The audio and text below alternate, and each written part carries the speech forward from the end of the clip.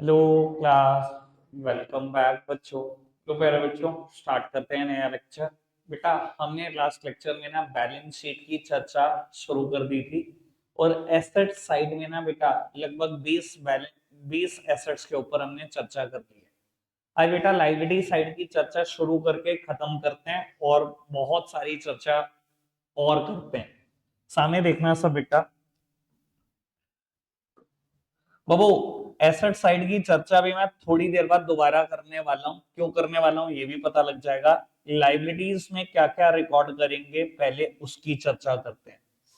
बेटा, सबसे पहली चीज जो लाइबिलिटी में दिखाई जाती है वो है बेटा ओपनिंग कैपिटल या कह लो कैपिटल। इसमें प्लस कर देंगे अगर प्रॉफिट एंड लॉस अकाउंट से कोई नेट प्रॉफिट आया तो वो प्लस कर देंगे। और अगर कोई नेट लॉस आया तो बेटा उसको भी माइनस कर देंगे।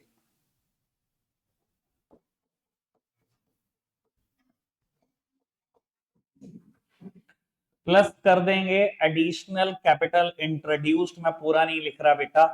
और माइनस कर देंगे ड्रॉइंग्स को। माइनस कर देंगे ड्रॉइंग्स को। बेटा, ये चर्चा मैं एक बार करूंगा अभी 2 मिनट के बाद। इसके अलावा और क्या क्या लाइबिलिटी हो सकती है? क्या हो सकती है भाई भव्य? आउटस्टैंडिंग। आउटस्टैंडिंग एक्सपेंस लिख देते हैं, better. Outstanding expenses. Anuj. Creditor. Yuvraj है बाबू। Bills payable. Bills payable. Accrued, sorry, unaccrued income. Unaccrued income. Bank OD. Bank overdraft. और बेटा बैंक लोन या long term loans. Bank loan या लॉन्ग टर्म लोन्स। लो जी पुत्र, सामने देखते रहेंगे। भाई साहब इसे छोड़ दो, यहीं पढ़ा रहा। सबसे पहली बात बेटा, कैपिटल को लाइबिलिटी में क्यों रिकॉर्ड किया, फटाफट से डिस्कस करते चलो। कैपिटल को लाइबिलिटी में क्यों रिकॉर्ड किया? बहुत शुरू में हमने एक कंसेप्ट पढ़ा था, बिजनेस एंटिटी कंसेप्ट, जो कहता है बिजनेस तो बिल्कुल अलग चीज है और बिजनेसमैन तो बिल्कुल अलग चीज है। हम अकाउंट्स लेकिन बिजनेस के बनाते हैं। बेटा, जब बिजनेस को अलग माना गया और बिजनेसमैन को अलग माना गया और हम अकाउंट सिर्फ बिजनेस के बना रहे हैं, तो बिजनेसमैन ने बिजनेस चलाने के लिए जो कुछ कंट्रीब्यूट करा, बेटा हम कहते थे कि भाई तू अलग चीज है, हम अलग चीज है। तूने पैसे दिए बिजनेस चलाने के लिए, हम वापस करेंगे, हमारे लिए कर्जा है। ऑन दैट लॉजिक कैपिटल को हमेशा लाइबिलिटी माना गया। कोई दिक्कत तो नहीं इस बात में? ये बात समझ में आई? अब बेटा ये इतना सब कुछ मैंने एड लेस किया है, क्यों किया है सर? मैं एक बार बता देता हूँ वैसे इसके बारे में, लेकिन मैं आपको ये भी बता देता हूँ। बेटा फर्स्ट वीक में ही ना ये हम डिस्कस कर चुके हैं। ठीक है जी, जब हमने अकाउंट शुरू करी थी ना उसके पहले हफ्ते में ये डिस्कस कर दिया था बाबू। जिस दिन अकाउंट शुरू करी थी पहले हफ्ते में ही ना ये बात कर ली थी। एक बार सामने देखते रहेंगे सब प्यारे बच्चे। बेटा, पहले दिन, साल के पहले दिन कैपिटल है या कैपिटल कंट्रीब्यूट करी प्रोपराइटर ने 5 लाख, सामने देखेंगे सब। तो वो 31 जुलाई को ही उसको पता लग गया ये जो पैसे उसने डाले सफिशिएंट नहीं है, उसने एडिशनल कैपिटल डाल दिए 3 लाख रुपए। मुझे एक बात बताओ, प्रोपराइटर के कितने पैसे वापस करने हैं? कितने पैसे वापस करने हैं प्रोपराइटर के? 8 लाख। ठीक है जी। 5 उसने शुरू में डाले, तो ये वापस करने हैं, 3 उसने और डाले वो वापस करने हैं। ठीक है जी। 31 अक्टूबर 2023 में उसको पैसों की जरूरत पड़ी और उसने पर्सनल पर्पस के लिए बेटा 1 लाख रुपए निकाल दिया। अब कितने पैसे वापस करने हैं? कितने पैसे वापस करने हैं बेटा? सामने देखो और आप जवाब दो, छोड़ दो उनको। बताओ फटाफट से, कितने पैसे वापस करने हैं? 7 लाख। 5 लाख डाले थे, ये वापस करने थे, 3 और डाल दिए, 8 लाख वापस करने हैं, एक निकाल लिया उसने। अब कितने पैसे वापस करने हैं? 7 लाख। बेटा जब पूरे साल भर धंधा करोगे तो कहीं ना कहीं या तो कुछ प्रॉफिट कमाओगे या कुछ लॉस कमाओगे, न्यूट्रल नहीं रह सकते आप पूरे साल भर में। या तो धंधा करने में प्रॉफिट कमाओगे या लॉस कमाओगे। और मैं बोल देता हूं, मान लो आपने नेट प्रॉफिट कमाया 2 लाख, नेट प्रॉफिट कमाया 2 लाख, ऐसा बोला जाता है बेटा, जिस इंसान ने बिजनेस चलाने का रिस्क लिया, प्रॉफिट भी उसका और लॉस भी उसका, बिजनेस का कुछ नहीं है। जो रिस्क ले रहा है धंधा चलाने का, प्रॉफिट भी उसको मिलता है, लॉस भी उसको मिलता है। बाबू, अब ये 2 लाख भी उसको ही देने हैं, हमने यहां तक डिसाइड किया था 7 लाख उसको देने हैं, ये 2 भी उसको देने हैं, यानी कि टोटल पैसे उसको कितने देने हैं, 9 लाख। लाइबिलिटी में रिकॉर्ड कर दूं? मैंने बेटा लाइबिलिटी में यही रिकॉर्ड करा, ये पहले हफ्ते में बता दिया। बाबू, कैपिटल 5 लाख, 2 लाख का प्रॉफिट 7 लाख, एडिशनल कैपिटल डाली थी उसने शायद 3 लाख, ठीक है जी, और ड्रॉइंग्स करी थी माइनस कर, जो बचा बेटा दे दो उसको। समझ में आया ना कहां से? क्लियर है सारी बात? पक्का से? अब बेटा मैं बात को और आगे बढ़ा देता हूं। बेटा बैलेंस शीट में ना कई बार आपको कहा जाता है कि बैलेंस शीट प्रिपेयर करो in the order of liquidity, in the order of liquidity. बेटा in the order of liquidity, liquidity का मतलब क्या है बेटा? Convertibility into cash. जो जितनी जल्दी कैश में कन्वर्ट हो जाए उसको उतना ऊपर लिखो। देखो मैं आपको बताता हूं, इसको ना याद करना काफी आसान होगा अगर आप इस चीज को दिमाग में रख लो कि पहले मैं मेजर हेड लिखूंगा, बाद में माइनर हेड्स लिखूंगा।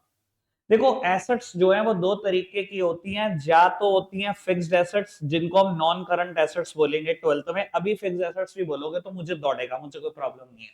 और उसके बाद होती है बेटा दूसरे तरीके की एसेट्स, करंट एसेट्स। क्या होती है current assets? which is to be converted into cash और cash equivalent within money, जो 1 साल के अंदर अंदर कैश या कैश जैसी चीजों में कन्वर्ट हो जाती है, ठीक है जी। और फिक्स्ड एसेट्स क्या होती हैं बेटा? which is required in the business for more than 1 year, जो 1 साल से ज्यादा के लिए बिजनेस में रिक्वायर्ड है या कैश में कन्वर्ट नहीं होती है। इनका पर्पस ही बेचना नहीं था, इनको मैंने बेचने के लिए नहीं खरीदा, पर्पस इज नॉट सेम, ठीक है ना जी। बेटा अगर उसने मुझसे ऑर्डर ऑफ लिक्विडिटी माना है, उसने मुझे कहा कि ऑर्डर ऑफ लिक्विडिटी में लिखो, लिक्विडिटी मतलब जो जितनी जल्दी कैश में कन्वर्ट हो उसको उतना ऊपर लिखो, तो बेटा सबसे पहले मैं लिखूंगा करंट एसेट्स, सुनना काम की बात, सबसे पहले लिखूंगा करंट एसेट्स, फिर लिखूंगा लॉन्ग टर्म इन्वेस्टमेंट, और फिर लिखूंगा नॉन करंट एसेट्स या फिक्स्ड एसेट्स। देखो पहले मैंने हेड्स डिसाइड करे दिमाग में, मेजर हेड लिख दिया, अब माइनर हेड से शुरू करो। बाबू माइनर हेड से शुरू करता हूं, सबसे पहली आइटम आप बताओ क्या आनी चाहिए? कैश। इसके अलावा कुछ भी लिखोगे गलत है। कैश से ज्यादा कोई लिक्विड चीज है जो अपने आप में कैश है? इससे लिक्विड क्या हो सकता है कुछ?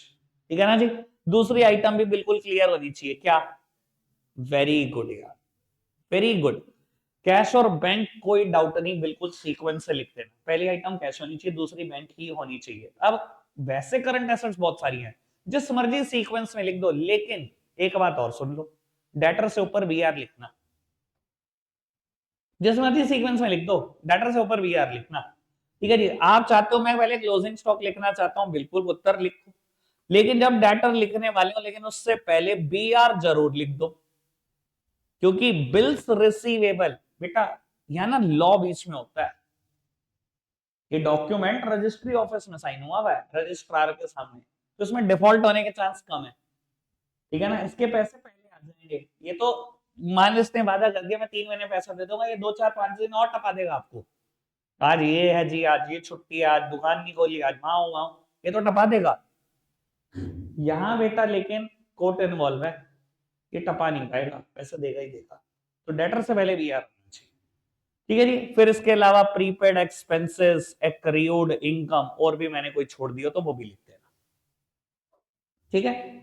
लॉन्ग टर्म इन्वेस्टमेंट आई गई, चाहे इन्वेस्टमेंट डिवेंचर में करी, चाहे इक्विटी शेयर में करी, और चाहे हमने फ्लैट खरीदा, आ गई जी।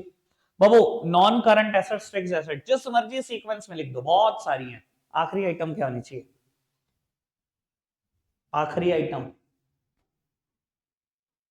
गुडविल।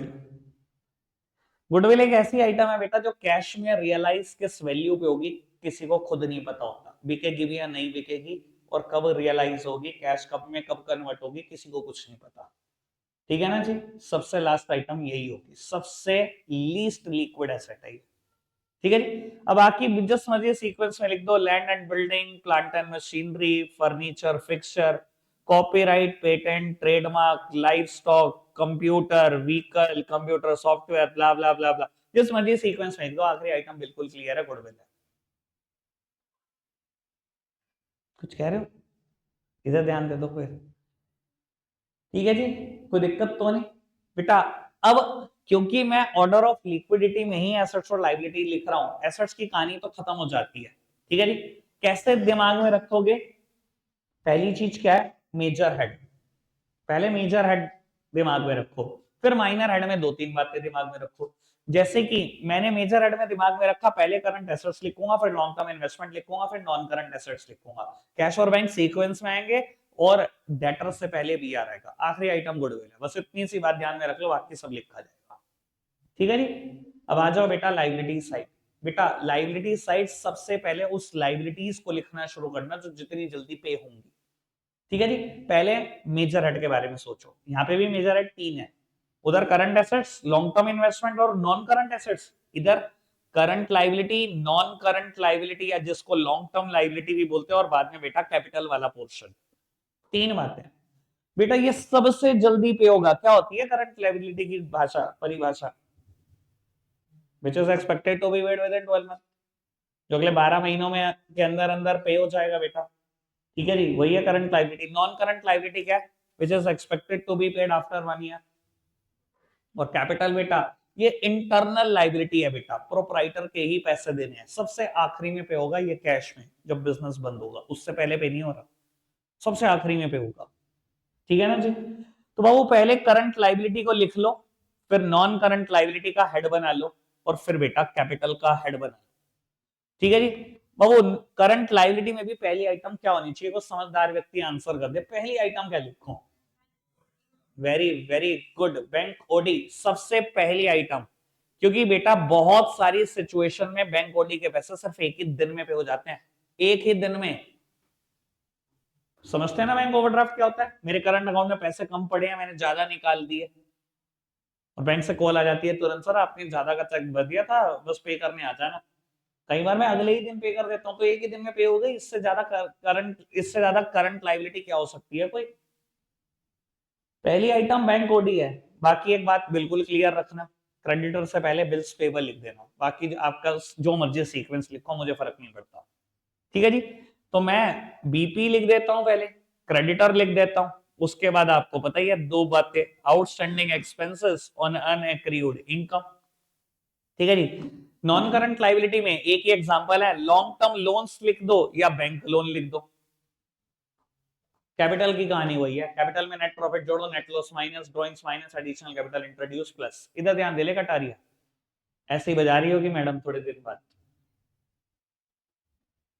ठीक है ना जी, कम पार्ट में बैठना ऐसे ही होता है, फिर ऐसा लगता है जिंदगी बाद से बजा रही है। क्लियर है क्या जी बात? सारी बात ओके? पक्का से क्लियर? चलो बिल्कुल अपोजिट बात करते हैं। ठीक है जी, मैं लिखूंगा नहीं, सिर्फ बोल के खत्म करेंगे। बेटा अगर ऑर्डर ऑफ परमानेंस आ गया तो क्या? बैलेंस शीट का ऑर्डर आ गया, बट बेटा ऑर्डर ऑफ परमानेंस आ गया तो क्या? बेटा जो चीज जितनी परमानेंट है उसको उतना पहले लिख दो, यानी कि बिल्कुल अपोजिट बात। सर पहले मेजर हेड, फिर माइनर हेड। ठीक है, पहले मेजर हेड सोचो, एसेट साइड। कौन सी एसेट सबसे ऊपर लिखू सॉरी भाई? Major head. मेजर हेड बता, क्या नहीं बताना? क्लोज करना। मेजर हेड,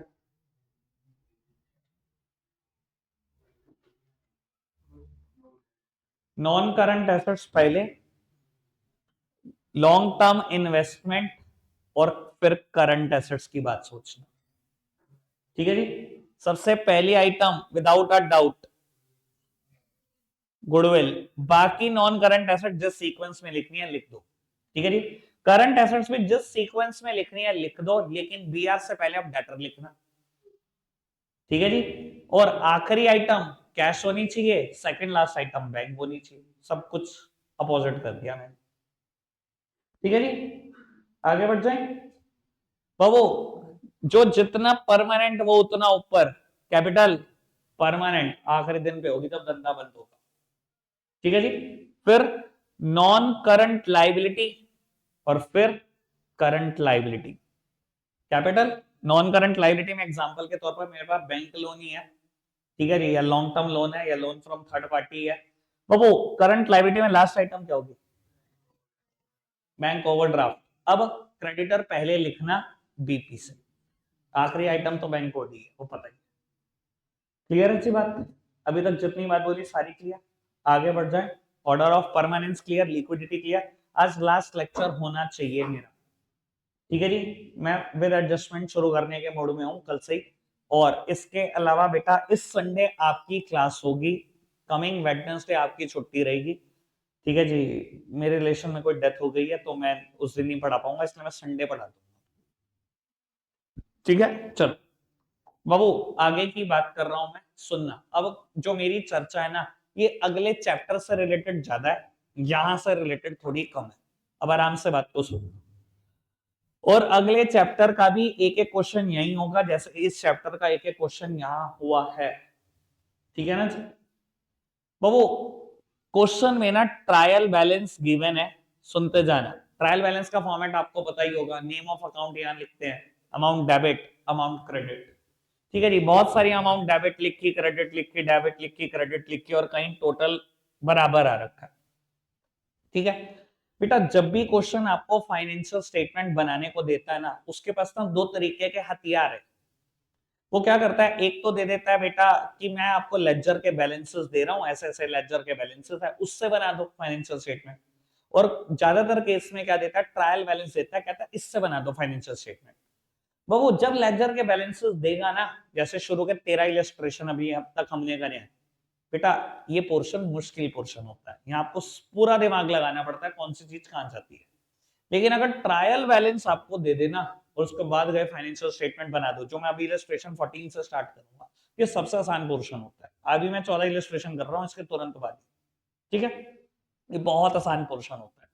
बट बेटा मैं बच्चों को देखता हूं इतने आसान पोर्शन में भी, क्योंकि बेसिक अकाउंटिंग की समझ नहीं है, ऐसी ऐसी गलतियां कराते हैं कि बस क्या बोले। वो क्लैरिकल एरर है ये, बिल्कुल बचकानी एरर है ये। मैं कहता हूं कोई गलती कराना, ये गलती आपसे नहीं होनी चाहिए। मैंने पिछली बार भी समझाया था, फिर बता रहा हूं, सुनो। अगर कोई चीज ट्रायल बैलेंस के डेबिट में है बेटा, वो गिन के 3 जगह जा सकती है। भैया अगर कोई चीज डेबिट में है, आपको पता है वो जर्नल एंट्री में भी डेबिट में थी, वो लेजर में जब आई तो उसका डेबिट बैलेंस निकल कर आया, बैलेंस ब्रॉट डाउन। क्योंकि बैलेंस ब्रॉट डाउन आया, टू साइड आया, डेबिट साइड आया, तभी ट्रायल में भी डेबिट साइड आई। और आपको बता देता हूं अभी भी डेबिट साइड ही रहेगी, या तो ट्रेडिंग के डेबिट में, या पीएनएल के डेबिट में, या बेटा एसेट्स में। इन 3 जगह के अलावा अगर आपने कहीं लिख दिया तो यकीन मानना मुझसे बुरा आदमी फिर आपने बिल्कुल नहीं देखा दुनिया में, ठीक है जी। क्योंकि ये चीज समझ ही नहीं आती बेटा, ये तो बेसिक एरर होगी आज 11th की लास्ट में, ठीक है जी। अगर ट्रायल के डेबिट में कोई आइटम है, 3 ही जगह जा सकती है, ट्रेडिंग का डेबिट, पीएनएल का डेबिट, या एसेट्स, क्योंकि एसेट्स भी क्या होती है, डेबिट। और अगर क्रेडिट में है तो 3 जगह, ट्रेडिंग का क्रेडिट, पीएनएल का क्रेडिट, या लाइबिलिटी, ठीक है जी। क्लियर है जी बात, ये एरर तो कभी नहीं होने पाएगी। और एक बात बताऊं, अगर आप इतनी सी बात समझ आते हो ना, 90% केस में आपका फाइनेंशियल स्टेटमेंट बिल्कुल मीट आउट होगा। बड़े विरली जगह होगा कि आप गलती कर आए, बहुत विरली जगह होगा, ठीक है जी। मैं तो चाहूंगा कि कभी ना ही हो, ठीक है जी। चलो खैर स्टार्ट कर देते हैं आज इलस्ट्रेशन नंबर 14, सीट पकड़ लो अपनी बेटा। एक बार फॉर्मेट से रिलेटेड एक बात बोल देता हूं आपको बेटा, फॉर्मेट में ना ये काम बिल्कुल मत करना, ये पेपर के लिए भी बता रहा हूं, आज के लिए नहीं, सिर्फ आपके 11th के पेपर के लिए, आपके बोर्ड एग्जाम तक के लिए बता रहा हूं, पूरी 12th क्लास के लिए। कभी भी एक हरकत नहीं करनी कि ट्रेडिंग और प्रॉफिट और लॉस अकाउंट इस पेज पे और बैलेंस शीट बेटा अगले पेज पे। बेटा एक आइटम इधर की आएगी, एक इधर की आएगी, एक इधर की आएगी, इधर आएगी, ऐसी परेशान होते रहोगे। प्रैक्टिकल बात यह है कि इस पेज पे trading and profit and loss account, इस पेज पे बैलेंस शीट, ठीक है जी। हमेशा ही ऐसा बनाना है, एक पेज छुटता है छुट जाए, आपके इतना टाइम सेव करके देगा बोर्ड के पेपर में, 11th क्लास के एग्जाम में, कि आपको खुद नहीं लगेगा, पर बेटा 3 से 4 मिनट सेव होते हैं इन चीजों से। ठीक है जी। ट्रेडिंग और प्रॉफिट एंड लॉस इस पेज पर, और बैलेंस शीट इस पेज पर। नीचे पता ना क्या स्टेटमेंट लिखनी है, trading and profit and loss account for the period starting from जो भी फाइनेंशियल ईयर हो, और balance sheet as at financial year का आखिरी दिन। फटाफट से लिखकर फॉर्मेट रेडी कर दो। मैं बोर्ड पर रेडी कर रहा हूं फॉर्मेट, आप भी रेडी कर रहे हैं।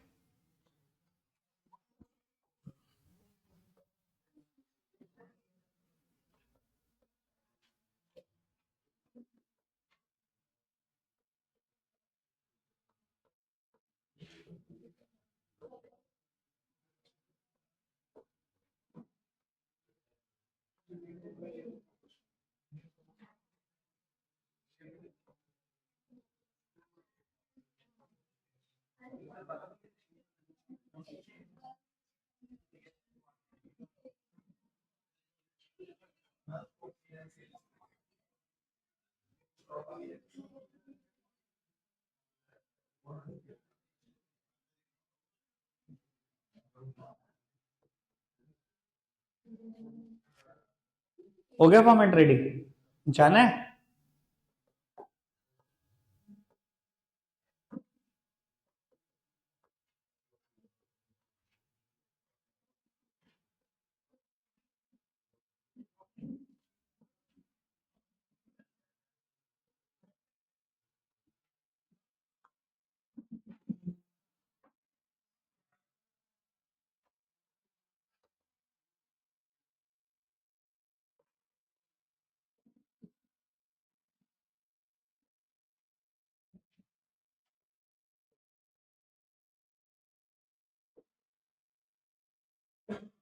जल्दी से फॉर्मेट रेडी कर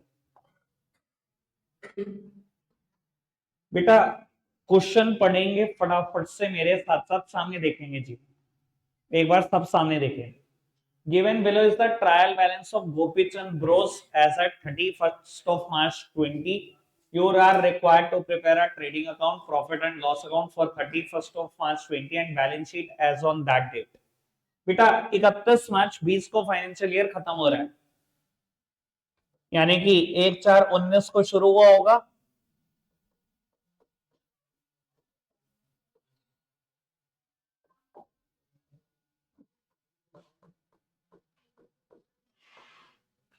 ठीक है जी। Trading and profit and loss account में भी लिख दिया मैंने जो टाइम पीरियड था, और बैलेंस शीट में भी लिख दिया वो टाइम पीरियड जो था।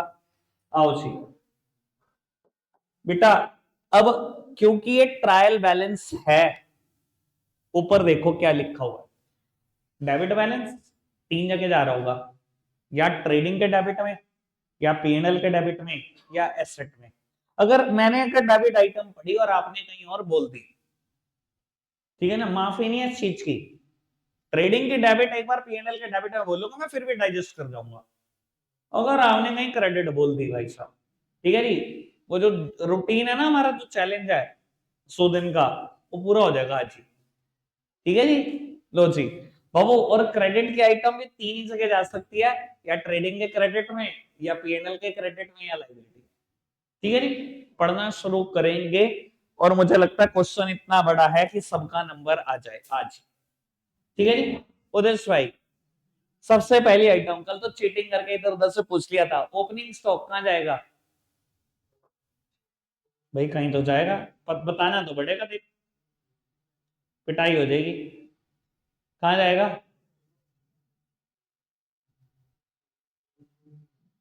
पास हो जाएगा इसे, सुनील कहां जाएगा? ट्रेडिंग के डेबिट में। बाबू, सब लोग लिखेंगे ट्रेडिंग के डेबिट में अपनी नोटबुक में ओपनिंग स्टॉक 45,000, स्पीड बढ़ा के लिख दो। तो ओपनिंग स्टॉक बस।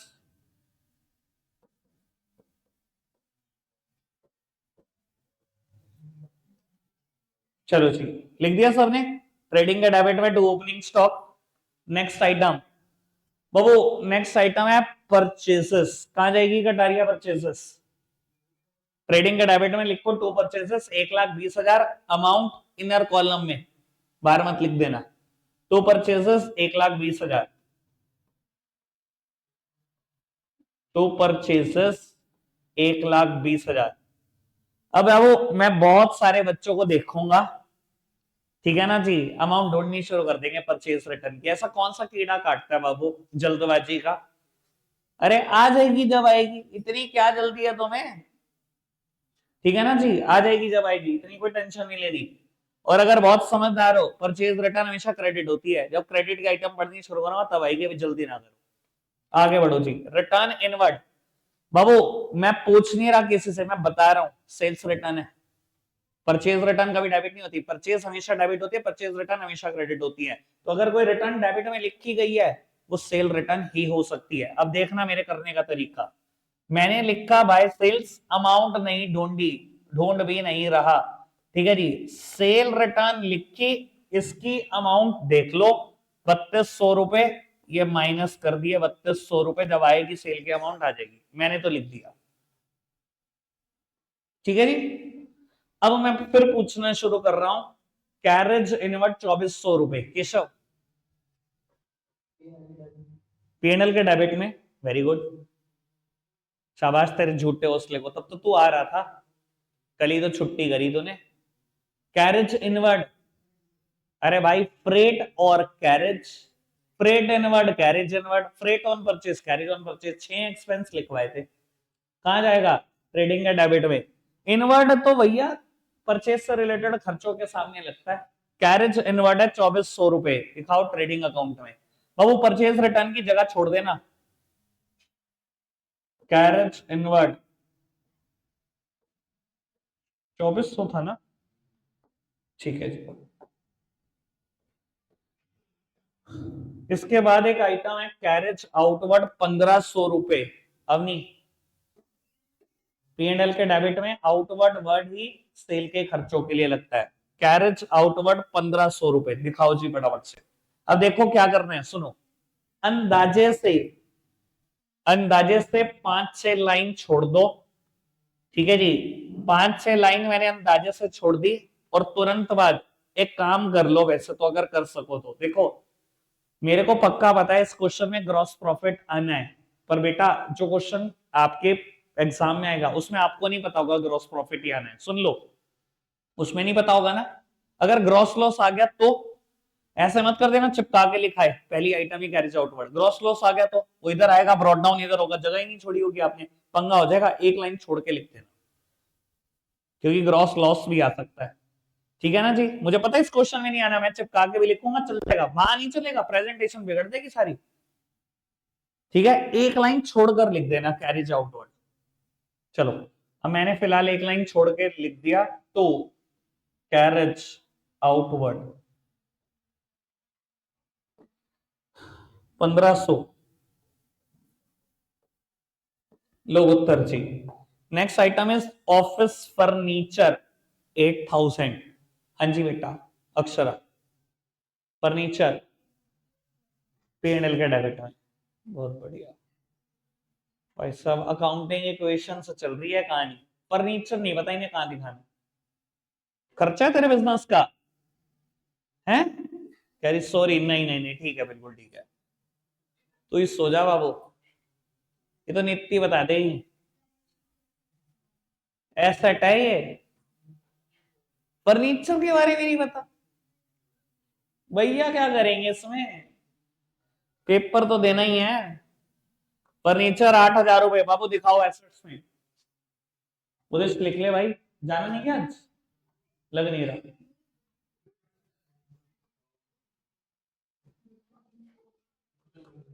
फर्नीचर 8000, चलो जी। नेक्स्ट आइटम सन्ड्री डेटर्स 68,000, हाँ जी गौरी, एसेट में ही जाएगा, डेटर्स 68,000 रुपए, लिख दो जी फटाफट से। बेटा मेरा क्वेश्चन खत्म हुआ और इतनी आइटम आपके पास कहां लिखी हुई, तो बजाई बहुत अलग लेवल की होगी। एक सेकंड पोस्ट करिए बस पे, आगे बढ़ते हैं जी।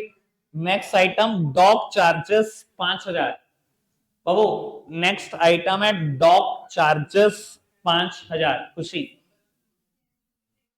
ट्रेडिंग के डेबिट में जाएगा, आपने पढ़ा 9 खर्चों में ही डॉक चार्जेस भी, लिखो जी फटाफट से। तो डॉग चार्जेस 5000।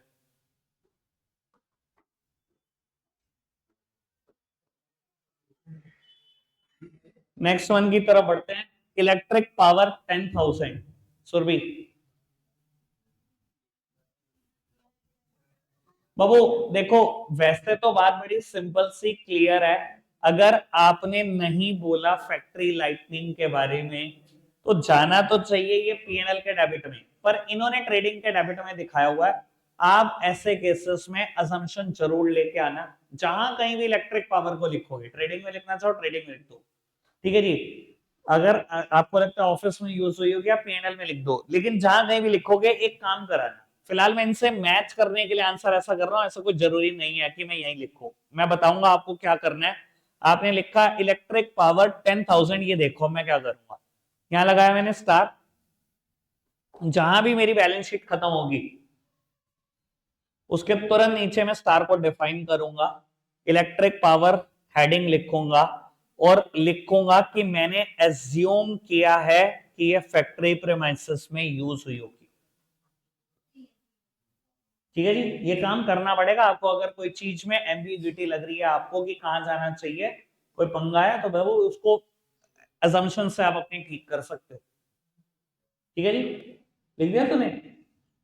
ध्यान रखियो फिर। इलेक्ट्रिक पावर तक सबने लिखा हो, सबकी कॉपी में लिखा होगा सब। ठीक है ना जी। अगर किसी ने अपने पेपर में या कुछ दिन के बाद ये हरकत शुरू करी कि मैं पहले ट्रेडिंग अकाउंट के आइटम ढूंढ के लिखूंगा, तो सारा ढूंढवा दूंगा मैं। ठीक है जी, चलो जी, इलेक्ट्रिक पावर तक डन। आगे बढ़ जाओ। Fuel gas and water, Jaspreet. Fuel gas and water में कोई असम्पशन लेने की जरूरत नहीं है। कहां यूज होगा? ट्रेडिंग में। हमने लिखी हुई है ये item, coal gas petrol diesel, याद हो तो आपको।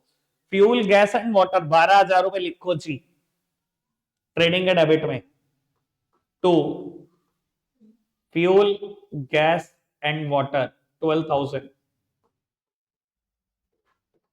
चलो जी, आगे बढ़ जाते हैं। बैड डेट 1,100 रुपए। अंजी वृंदा,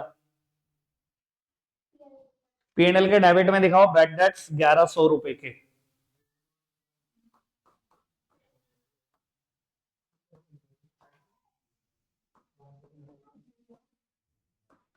आगे बढ़ जाते हैं। Next item ad 25,000। Gauri, PNL के डेबिट में जाएगा एड 25,000 का, साथ साथ लिख दो फटाफट से।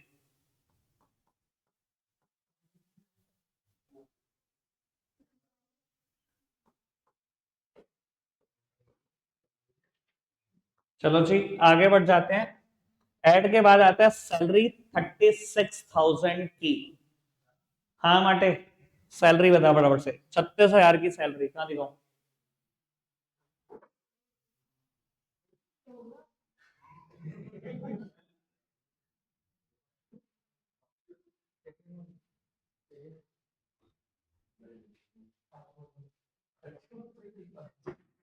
बाबू सैलरी कहां का खर्चा है?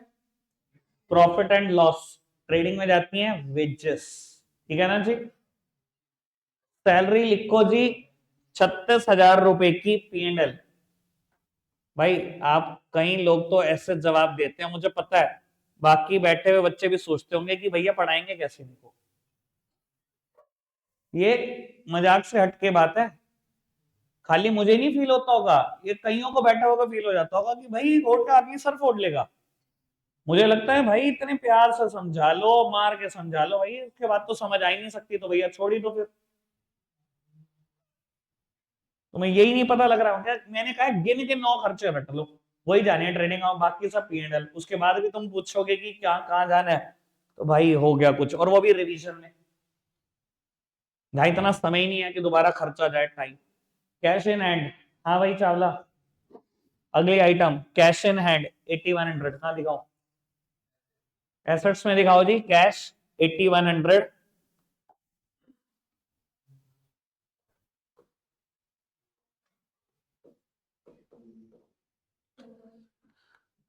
Next item cash at bank 30,000 रुपए स्पर्श। एसेट्स में दिखाओ बैंक बैलेंस 30,000।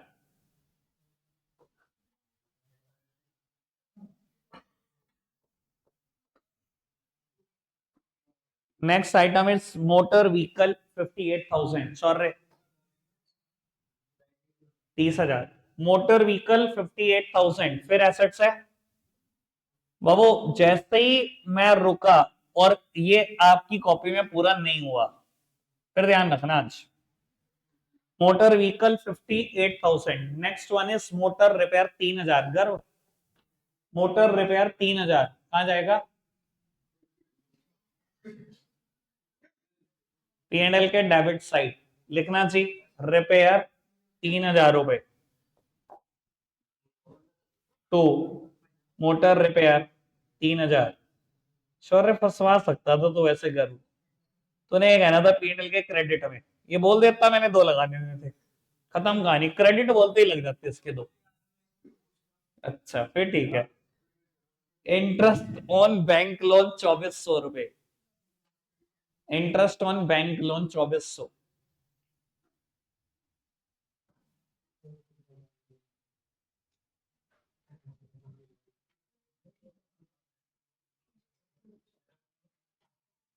P&L के डेबिट में दिखाओ जी, interest on bank loan 2,400।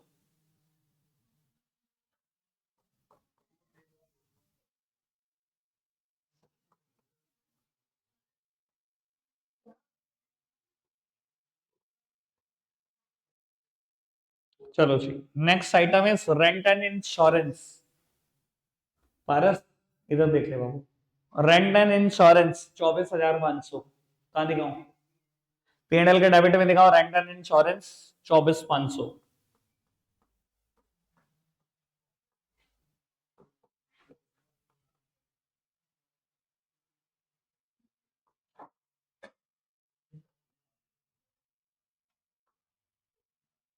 Next item is business premises 1,06,000। हाँ जी सर कहां दिखाऊं? एसेट है, प्रेमाइसेस का मतलब बिल्डिंग्स है, लैंड एंड बिल्डिंग 1,06,000 रुपए की। Premises 1,06,000।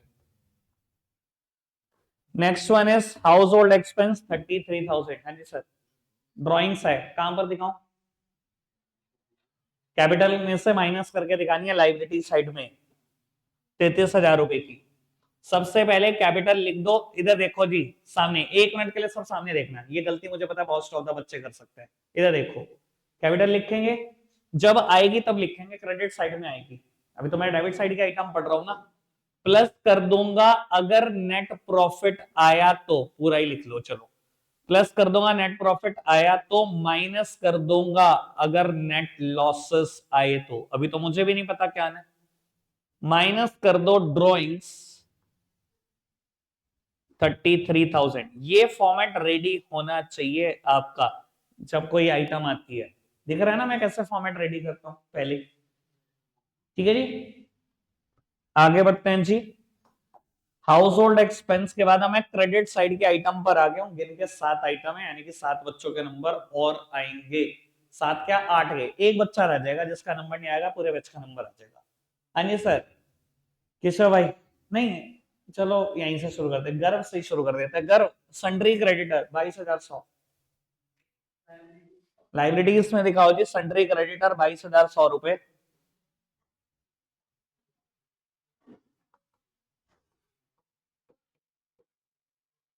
Next item is return outward Ujjwal 2,500 रुपए।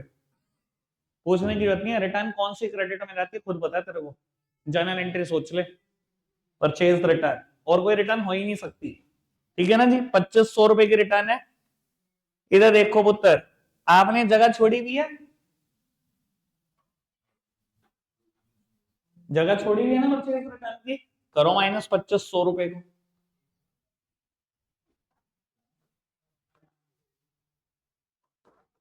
एक 17,500।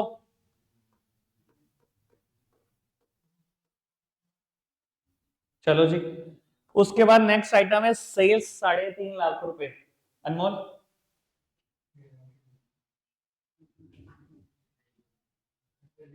हाँ ट्रेडिंग के क्रेडिट में 3.5 लाख रुपए की sales.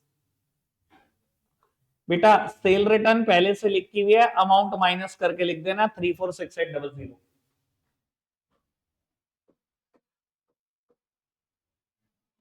Next item capital 2 lakh रुपए, कैपिटल 2 लाख। लाइबिलिटीज में दिखाओ जी capital 2 lakh.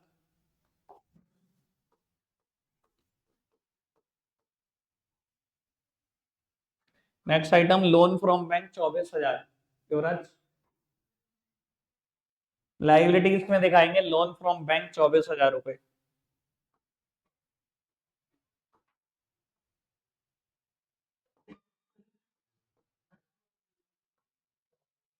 Next item discount receive 2,000। अच्छा discount receive 2,000।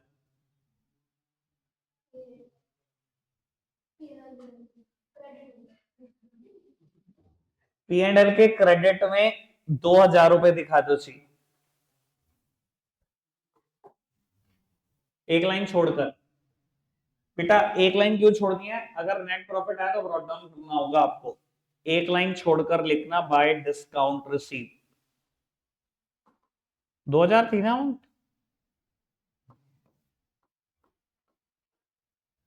Second last item commission 1,600। कहा दिखाऊं भाई? P&L के क्रेडिट में। अब देखो मैं बता देता हूं, बहुत सारे बेवकूफ बच्चे ना, अगर ये सेम क्वेश्चन आ जाएगा ना, खड़े हो जाएंगे एग्जाम में, मैम ये समझ नहीं आ रहा ये कमीशन रिसीव है या पेड है। बाबू जिंदगी में नहीं समझ में आ सकता आपको, अकाउंट्स नहीं क्लियर आपको। बहुत सारे बच्चे खड़े हो जाएंगे, मैम रॉन्ग फ्रेमिंग है क्वेश्चन की, बेटे क्रेडिट साइड दी हुई है, कमीशन रिसीव ही होगी, बताने की जरूरत नहीं है किसी को। मैडम को पता लग जाएगा कितने इमेच्योर अकाउंट्स में, पूछना मत ऐसे क्वेश्चन। ठीक है जी, कमीशन रिसीव है 1,600 रुपए की बाय कमीशन रिसीव 1,600 रुपए। चलो जी एक आइटम बचती होगी, क्लोजिंग स्टॉक 75,000। भव्य कहां दिखाऊं क्लोजिंग स्टॉक? एक ही जगह जाएगा एग्जैक्टली exactly। बेटा कोई चीज ट्रायल के बाहर दी होती है, अगर याद है तो बोल देता हूं, वो एडजस्टमेंट होती है, और एडजस्टमेंट कभी भी एक जगह नहीं जा सकती, दो जगह जाएगी, ट्रेडिंग के क्रेडिट में और एसेट्स में। लिखो जी 75,000 रुपए बाय क्लोजिंग स्टॉक।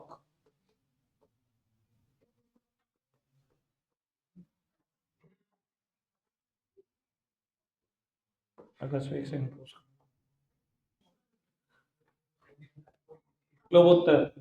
अब 1 मिनट के लिए सामने देखना, मैं इससे पहले लेक्चर वाइंड अप करूं, एक बात बोल देता हूं, सुनो बाबू। सारी जगहों को, सारी आइटम को सही जगह पर प्लेस करने के बाद भी आपकी जंग पूरी नहीं होगी जब तक ग्रॉस प्रॉफिट, नेट प्रॉफिट और बैलेंस शीट का टोटल सही नहीं आ जाएगा।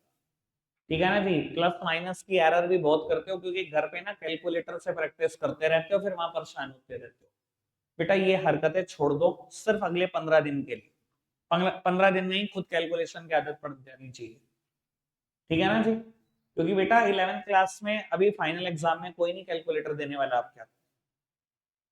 ठीक है ना? तो बाबू अभी हम क्या करेंगे, टोटल करेंगे दोनों साइड का, ट्रेडिंग अकाउंट का इन रफ, हाईएस्ट टोटल को दोनों तरफ लिखेंगे, ग्रॉस प्रॉफिट या ग्रॉस लॉस निकाल लेंगे।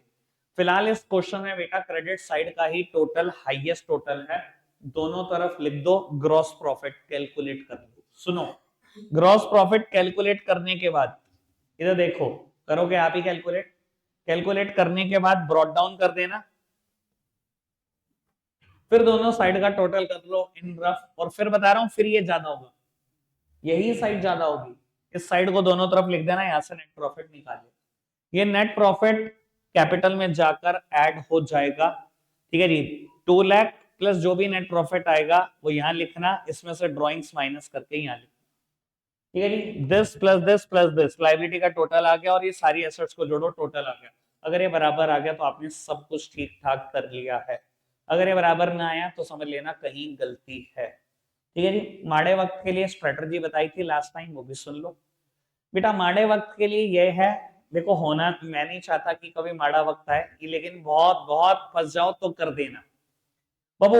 एसेट साइड में मुझे नहीं लगता कोई बच्चा गलती करेगा। गिनती की एसेट्स ना सब कुछ पता है। गलती या ट्रेडिंग अकाउंट में होती है या पीएनएल अकाउंट में होती है, जिसकी वजह से बेटा अगर ट्रेडिंग या पीएनएल के टोटल में गलती होगी तो बेटा लायबिलिटी में गलती होगी।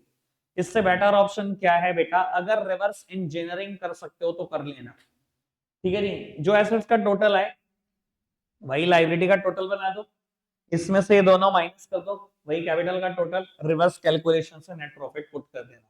तो यहां पुट करोगे वही वहां पुट कर देना। बस इतना रब पे बिलीव रख के कि सब कुछ ठीक ठाक हो जाएगा। एक आध नंबर कटेगा, कट जाने दो फिर। सारे जाने से तो बेटर ही है। क्लियर बात। अब 3-4 मिनट का रेस्ट करो, फिर देखते हैं बीएसटी का बैच। रखते हैं आज के लिए इतना ही है मेरे बच्चों। बाय।